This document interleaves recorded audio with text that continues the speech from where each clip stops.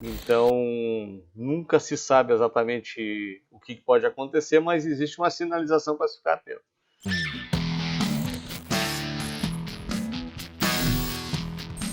Olá, amigos e amigas da Focalize, sejam muito bem-vindos aqui ao nosso bate-papo da sexta, esse espaço aí onde avaliamos o que está acontecendo de mais importante e relevante no mundo, no Brasil, e o impacto disso nos principais ativos aqui que a gente dá aquela revoada. E antes de iniciarmos o nosso bate-papo, eu tenho que fazer um agradecimento super especial a vocês, porque o nosso canal, aqui o canal da Focalize, bateu 50 mil inscritos.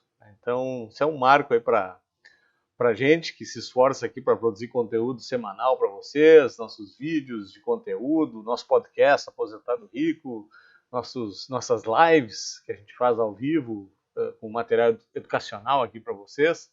Então é muito gratificante, né, quando se chega a um número desses, e para um canal que fala sobre investimentos, o número de 50 mil é um número bastante relevante, a gente fica muito feliz, então muito obrigado por nos acompanhar e pela confiança em estar aqui com a gente. Bom, pessoal, temos uma semana bastante complicada, não precisa nem falar em função do que foi, né?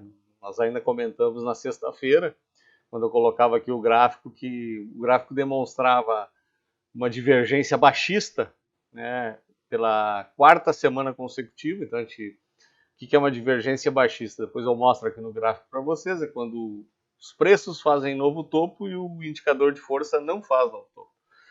Então, nunca se sabe exatamente o que pode acontecer, mas existe uma sinalização para se ficar atento.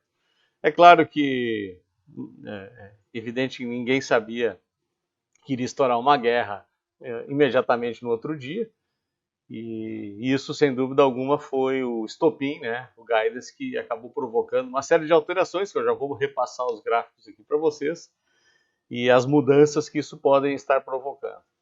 E a principal mudança, sem dúvida alguma, está ligada ao petróleo, né, porque o que acontece com o gás e o petróleo? Tendo em vista a produção lá no Oriente Médio, tendo em vista a logística pelo Estreito, que está parcialmente fechado, mas está passando só 20% das embarcações por lá, e até as companhias seguradoras dessas embarcações já estão cancelando seguros, o que torna bastante perigoso fazer uma navegação com milhões, bilhões em matéria-prima e não estar segurado. Então, o próprio navio acaba optando em não circular por lá. Isso traz escassez e, sem dúvida alguma, tem um impacto brutal sobre os preços.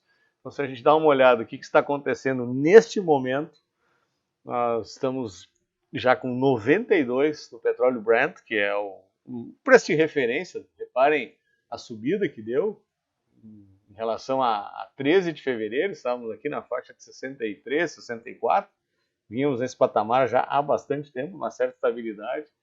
Até na época da prisão do Maduro, praticamente não houve uma movimentação intensa, mas a partir do início lá da invasão, do ataque ao Iraque, olha o que acontece com o petróleo, especialmente no dia de hoje aqui. Chegamos a ultrapassar a barreira dos 90, fomos a 92, então, e o Brent a 94 nesse momento, e o WTI 92. Então, não há dúvida, né? Quando tem um aumento de quase 50% em questão de uma semana, um pouco mais que uma semana, isso acaba provocando um efeito em cadeia, porque o petróleo ele participa de praticamente boa parte de tudo que se produz no mundo, né? Então, especialmente a partir das matérias-primas. E a gente vai ver depois, vou mostrar o gráfico do comportamento dos preços lá na Europa, que nesse momento também está sendo altamente impactada na questão do gás. O gás já por lá já está dobrando de valor, então isso é terrível para todas as cadeias produtivas. Sem dúvida nenhuma vai impactar o resultado das empresas e isso começa já a fazer preços, como a gente já vai ver em seguida. Então o petróleo acaba colocando água no chope, como a gente brinca aqui, E essa água no chope, ela, num primeiro momento, ela coloca uma pitadinha de possibilidade inflacionária no mundo. E não é diferente aqui no Brasil. E a gente já verifica aqui na queda dos preços. Aqui está aquela demonstração que eu falei para vocês, né? Eu apresentei na sexta passada, no comentário, a minha preocupação com essa divergência de baixa do índice de força, mas sem nenhuma ideia do que aconteceria. Então, não, estava sabendo que o Trump ia bombardear o Irã. Não, não fazia ideia. Apenas é uma sinalização gráfica que geralmente quando ela acontece nessa intensidade aqui 4 vezes seguidas, costuma acontecer alguma coisa.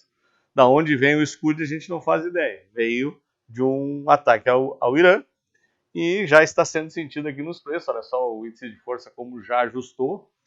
E se a gente coloca o gráfico semanal, para a gente tentar visualizar a possibilidade de suporte, a gente verifica que os preços chegaram a recém na média de 9 semanas. Ver a intensidade dessa alta aqui, em função do fluxo, e agora os preços chegaram na média de 9 semanas e tem um bom espaço ainda para navegarmos até a média de 21 semanas, que ainda é retorno à média. Então, se o índice viesse testar aqui os 170 mil pontos, nós não teríamos nenhuma mudança na tendência primária vigente, que é de alta, né? Claramente de alta. Claro que se esse conflito se estender por mais tempo, o preço do petróleo continuar subindo, nós provavelmente teremos que rever essa conceituação toda aqui, porque impacto inflacionário vai também ter influência nas decisões de taxa de juros, como a gente já vai ver logo em seguida aqui também, e isso, sem dúvida alguma, vai impactar o preço dos ativos. Não tem como. E já que nós estamos falando disso, vamos falar do dólar, que, em função do ocorrido, passa a operar um movimento de recuperação também. Deixa eu botar o gráfico diário aqui para vocês. Como vocês podem ver, nós tínhamos aquele movimento de lateralização. No intraday chegou a testar a média de 55, que é essa linha amarela aqui no gráfico, como vocês conseguem visualizar.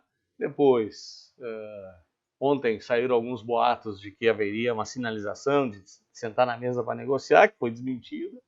Voltou a subir hoje e agora no final do dia volta a corrigir. Provavelmente baseado também em alguma possibilidade de sentar na mesa para se negociar. Mas onde é que está a minha preocupação em relação ao Brasil especificamente? Olha o que acontece com o DI futuro, o DI 29, que é o DI de referência, que vinha sinalizando aqui a possibilidade lá dos 12, o que indicava praticamente como certa o início da baixa da taxa de juros no Brasil, aí, a partir da próxima reunião. Não que isso esteja descartado, ainda temos indicadores suficientes para que comece-se a baixar a taxa de juros. Na verdade, é necessário que faça. Nossa taxa de juros está muito alta. Só o que pode mudar aqui é a intensidade dessa baixa e até onde ela pode ir. As apostas do mercado levavam lá para 12% e olha só onde é que já está agora. Chegamos a beirar aqui os 13,5%. Então, neste quadro atual, como vocês podem ver aqui no gráfico, nós teríamos uma baixa de taxa de juros muito, muito mais suave do que o esperado pelo mercado, lá na proximidade dos 12. É claro que, sem dúvida alguma, isso aqui está totalmente ligado ao impacto do conflito, às antecipações de possibilidade de inflação, como a gente vinha falando, não só no Brasil, mas no mundo inteiro, baseado nesse aumento de petróleo que eu demonstrei aqui para vocês. E à medida que as coisas forem se ajustando, isso aqui provavelmente se ajusta. A foto hoje é essa. E quando a gente dá uma circulada mundo afora para tentar entender o que está acontecendo nas bolsas mundiais, Estados Unidos fazendo o mínimo em relação a 2 semanas, como vocês podem ver aqui, nenhuma surpresa, lá também a questão das cadeias produtivas impacta. Nasdaq também oferecendo uma correção mais amena, né, em função de que a tecnologia está um pouco menos impactada, mas olha só isso aqui que eu queria mostrar para vocês. Olha o impacto nas empresas europeias. Foi um verdadeiro derrame, como vocês podem verificar aqui. Foi uma semana de perda muito, muito, muito grande de valor nas principais companhias europeias. Então a Europa está sentindo muito seriamente o efeito dessa primeira semana de conflito. E não era de se esperar diferente que o VIX deu uma subidinha.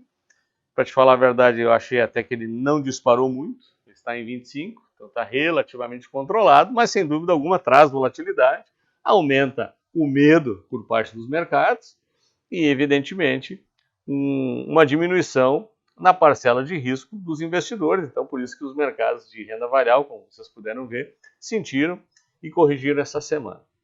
Então, a gente tem que precisar monitorar muito de cima o que vai acontecer durante a próxima semana em relação ao conflito, se vai arrefecer, se o Irã vai sentar na mesa, se o Trump vai aceitar sentar para negociar, se os combates vão diminuir, se o Estreito de Hormuz vai voltar a ter circulação maior de navios, se a logística melhorar, evidentemente que o preço do petróleo alivia e tudo que a gente está vendo de pressão nesse momento, estamos vivendo talvez o auge aqui no momento que eu falo aqui para vocês,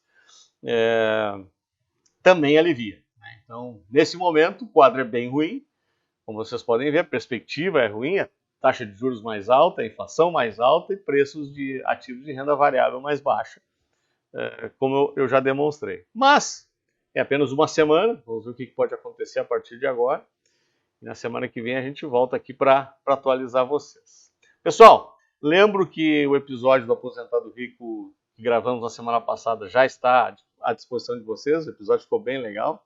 A gente fala da arte de gastar dinheiro, né, que é o terceiro livro do Morgan Housel. E ficou bem legal o episódio, para quem não teve a oportunidade de assistir, por favor, vá lá, comente.